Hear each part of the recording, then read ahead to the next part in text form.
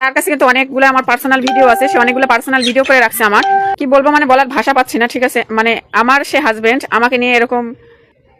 আসসালামু আলাইকুম। আসলে আমি আজকে একটা কি বলবো, মানে বলার ভাষা খুঁজে পাচ্ছি না, এরকম একটা নিউজ দেখলাম। ঠিক আছে,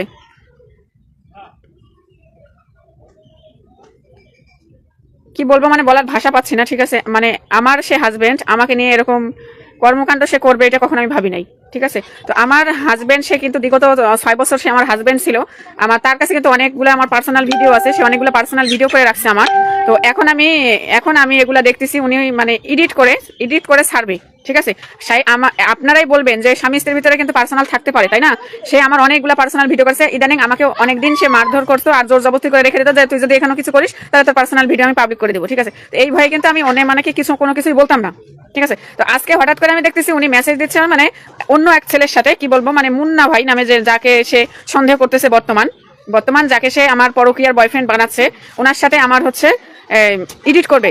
মানে ভিডিওটা কিন্তু সে আমার পার্সোনাল ভিডিও করে রাখছে তার সাথে, কিন্তু ওনাকে বলছে যে ওখানে হচ্ছে এডিট আজমেরার সাথে তার ভিডিও আমার হচ্ছে ভাইরাল করবে। ঠিক আছে, তো আপনারাই চিন্তা করেন যে কতটা জঘন্য হলে পারে এরকম কথা, মানে করা তো দূরের কথা, বলাও যায়। ঠিক আছে, তো আপনারা কিন্তু সবাই জানেন আমি মুন্না ভাইকে কিন্তু চিনিও না, জানি না। ইদানিং তার সাথে 2-4 দিনের আমার পরিচয়, তাও আবার আমাদের এই গ্যাঞ্জামের ভিতরে। আমাদের পেজ হচ্ছে রিপোর্ট মারা নষ্ট করা, এর ভিতরে কিন্তু আমার হচ্ছে আজকে কয়েকদিন তার সাথে আমার পরিচয়।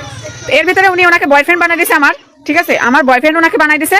তারপরে বলতেছে যে ওনার সাথে ওনার কাছে যে আমার যে ভিডিও করে রাখছিল পার্সোনাল, সেই ভিডিওগুলো এডিট করে উনি ছাড়বে, সারা বিশ্বকে দেখাবে। তো আমি আপনাদের বলে দিলাম, ও যদি এটা করে তাহলে ওর কখনো রক্ষা নাই, কখনো পার পাবে না।